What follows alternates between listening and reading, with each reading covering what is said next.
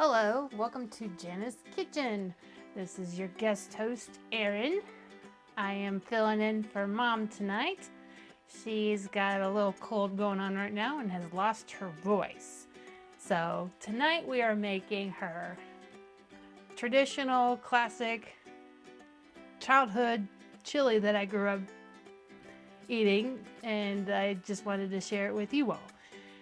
It's a nice cold stormy night here where we are, and so I figured I'd share it with you all.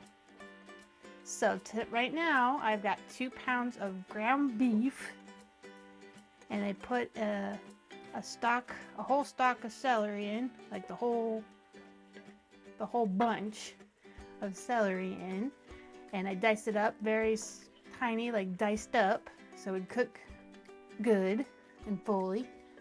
And I put it in with the hamburger meat, so it cooks like down just as the meat's finishing, so it won't be too crunchy when you eat it, even though it's gonna cook again once we put all the other stuff in.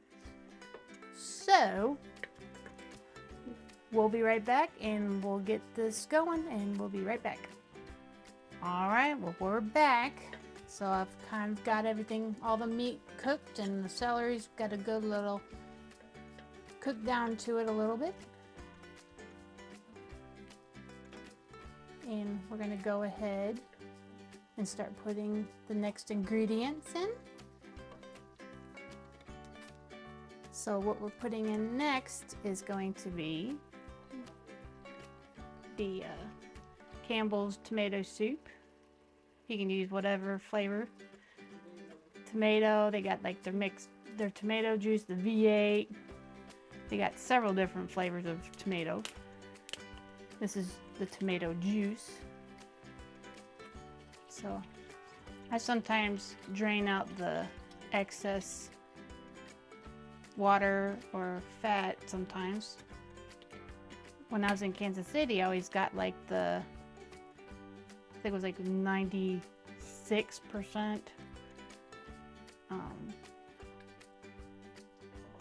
It was like the lower fat content. I always use, and get that put in. The next thing I'm going to put in is going to be the Rotel.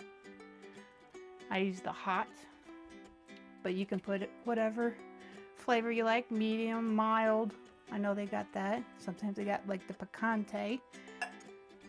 I put normally 2 of those in, and then I got the original.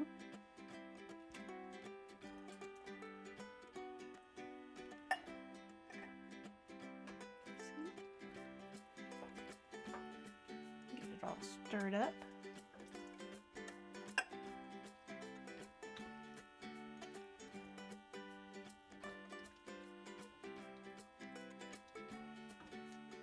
Next thing I'm going to do, I'm going to put the McCormick chili seasoning in. I like to use the hot. I think my mom would like to come over and help. She's in the background talking to me, and so I'm using the McCormick hot. I should go put the microphone on her if she wants to come over, if she'll like. But she doesn't want to, so I'm the chef tonight, so she can just drink her glass of water and keep her foot propped up. And so I've had a half a pack of this. I just got rid of it, so that's what I normally put in for mine. And we'll put the recipe below in the description bar for you. It's really simple and quick. Like, I grew up, especially when I got my first apartment in Kansas City, I always used to make this so it would last for like the whole work week. Because of my work schedule, I would always make a big batch of this and then put in containers, and I would grab a bowl out of the fridge and just put it in the microwave or cook it up on the stovetop and get it all ready for the work week. So let me get this cooked and boiling a little bit, and we'll be right back.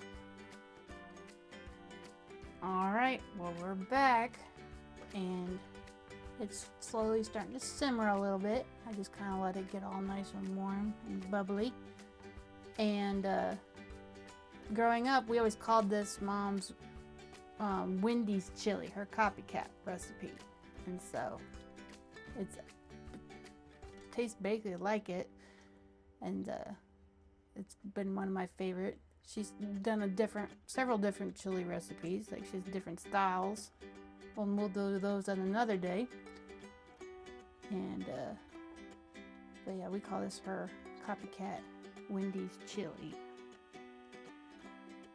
And so sometimes, depending on how you like the thickness to it, if you like it a little bit thick, or if you like it a little bit more like watery, you can always sometimes I put like maybe a cup in, just to kind of help, because once you put the beans in, it kind of makes it a little thick. So like I said, sometimes if you want to put a cup of water in, just to kind of see how you like it, you can kind of varies each time you make it. So I might put like a little bit more water.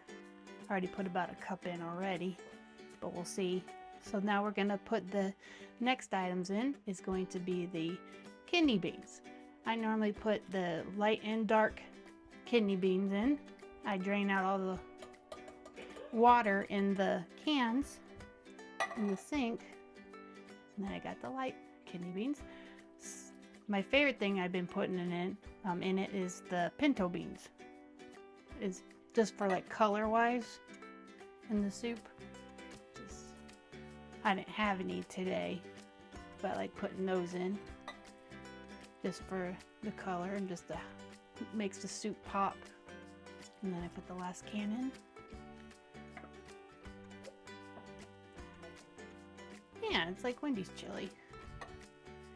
But I don't think they put pintos in theirs, but I like it. And I like the celery because it just for a little extra crunch. Even though it's cooked, it still has a little crunch to it. It's always flavorful. So let me get this boiling some more and we'll be right back. All right, well, we're back. And this is what it looks like. It's slowly, basically all warmed up. Sometimes you have to wait a few minutes just to make sure all the beans are cooked all the way. But normally it's pretty quick. I love beans. And if you don't like beans, you can leave the beans out. Or you can try a different item. You can, like as Mom always says, make it your way. And if you don't like it, leave it out. Whatever your family likes. And she was also mentioning that that sometimes you can, if you want to, you can use Fritos or Frito scoops and put it on the bottom of your bowl before you serve it and put some cheese and stuff on it. I think Mom said it's called cowboy chili. Or I think, especially if you go to Sonic, it's called Frito chili pie or something. I know I had a friend tell me about it once. I was like, that's interesting. And so, but yeah, so let me get this scooped up. Oh, you could do a baked potato too. I mean, that's perfect too. I've done that before. Yeah. It tastes amazing. Let me zoom out a little bit. I have to get the camera messed up.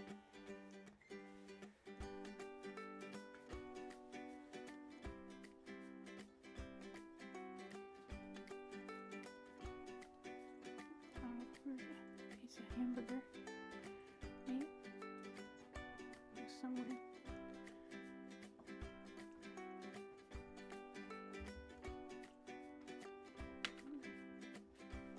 Got a little all over, but that's what it looks like.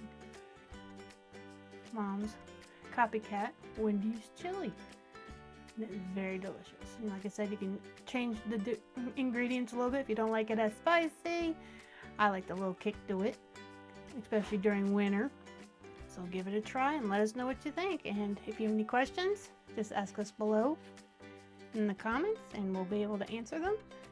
And we'll put everything in the description bar for the recipe. Well, thank you for stopping by and we'll see you later.